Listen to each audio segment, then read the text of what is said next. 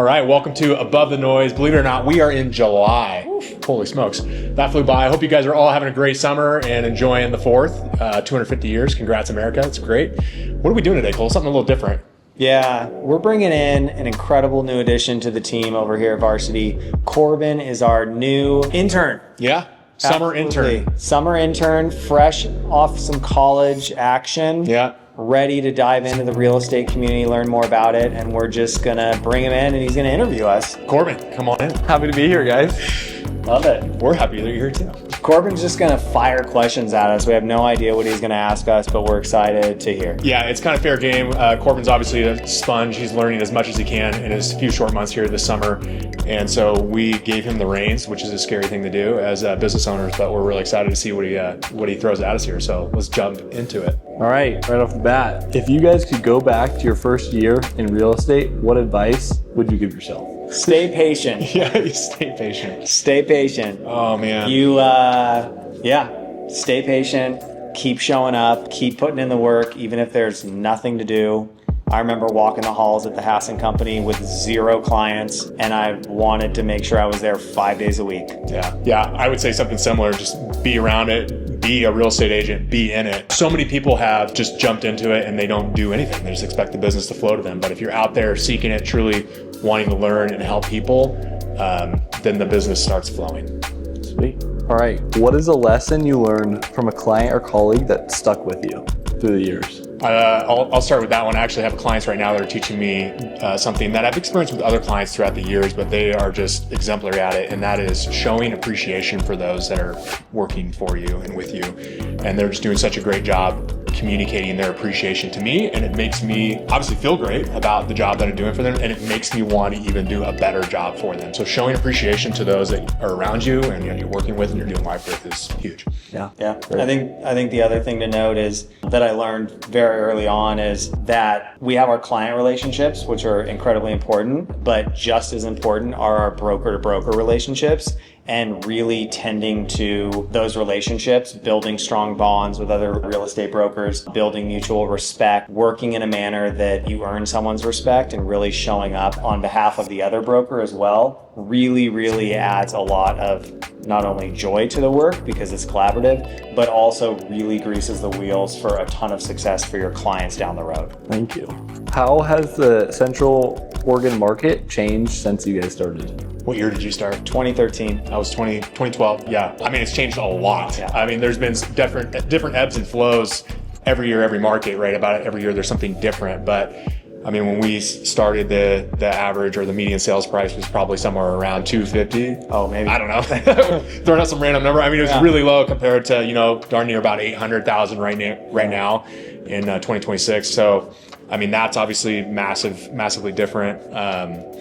I would just say Bend is definitely way more on the map today than it was in 2012. And even 2012 felt like, man, Bend really made it. But today, even more so. I think going through what we saw in COVID really changed the dynamic of Bend and development here and housing and how we view real estate and how offers are made and just everything. The whole dynamic really shifted then. And it feels like we're a small city now, not just like a small town, which is kind of what it felt like growing up here. Is now, again, we're a small city now. And that comes with a lot of growing pains, but it also has come with a lot of awesome fruit for our community, I think.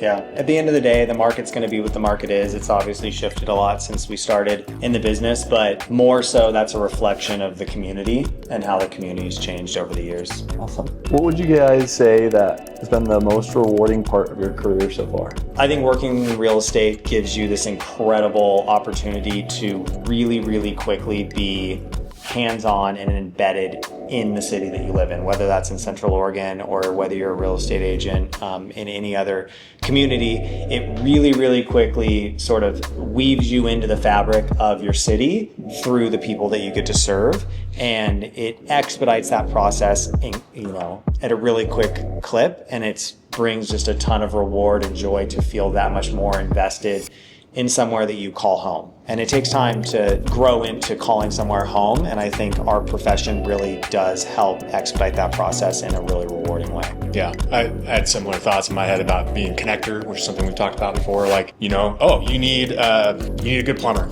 you need a good lender, you need a good church, you need a good gym, you need whatever, and a good friend. Like, to be able to be the person that's helping connect all those people, not just in real estate related things, but just in life enhancing things, has been really fruitful. Thank you. What's the craziest thing you've ever seen while showing a house? Oh, I got it. Go for it. I was showing a tenant-occupied investment property in Primeville, and the agent was supposed to coordinate and let people know that we were coming to show the house, and they were supposed to vacate. Well, some of the tenants did not get that memo, and I literally walked into their bedroom, and they were asleep. I think they were asleep. Let's just say they were asleep.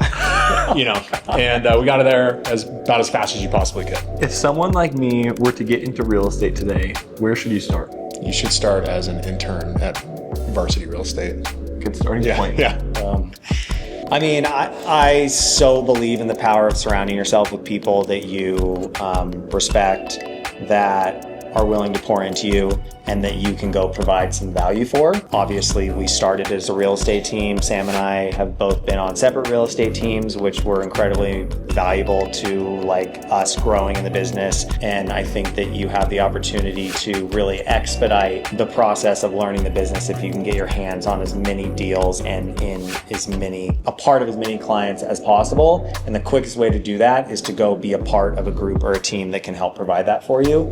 That's where I would start. It's just like anything else, it's reps, right? Whether you're going to learn how to play tennis or whatever, it's like, okay, well, if you're not doing it, you're probably not going to get very good at it. So it's like making sure you're having as many real estate related conversations as possible with your neighbors, with potential clients, at open houses, with other agents, with lenders, like so on and so forth. Like the more you can just ingrain yourself that this is what I do and I need to exercise those muscles, that's huge. And collaborating, with other professionals that are actually doing business is massive. And we both got the leg up in the business that way when we started. And it is a huge reason why we are at here today.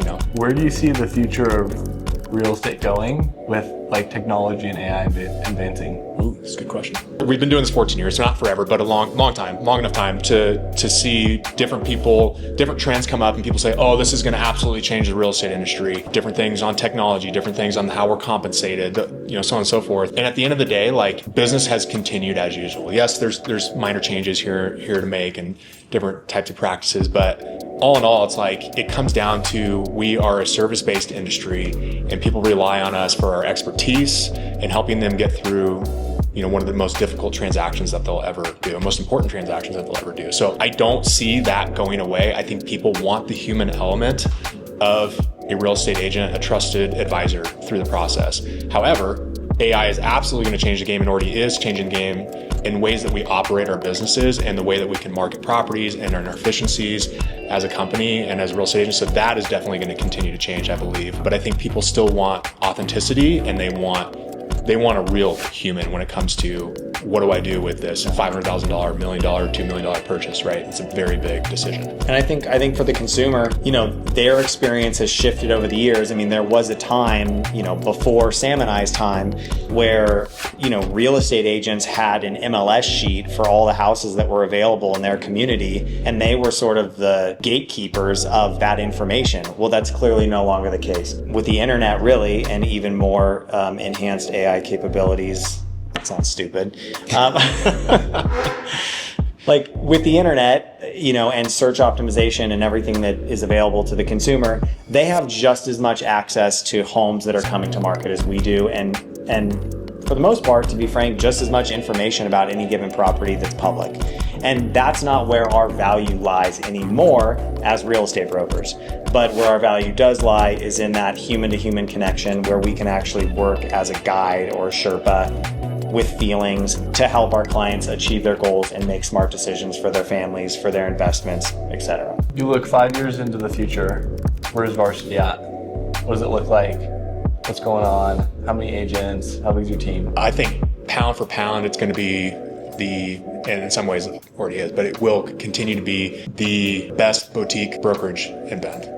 In all sense of word. And what I mean by that is it's going to have continue to add quality agents and doing business in a way that is kind of countercultural to our industry and continue to be authentic. Like those things are never going to change, but I think we are going to add to it and add people that are just going to bolster those efforts. Yeah, as Sam said, we're going to continue on the trajectory that we're on right now. We look to grow smart. We're never going to be the biggest brokerage. We're not going to probably be the flashiest brokerage, but I think that we're going to continue to anchor ourselves in this community that we care so much about in a way that hopefully continues to attract quality real estate agents and quality clients who value the service that we offer. Hopefully in 5 years, you'll have moved back, you'll be working with us and just killing it. Yeah. Let's hope that's like that. what's going on.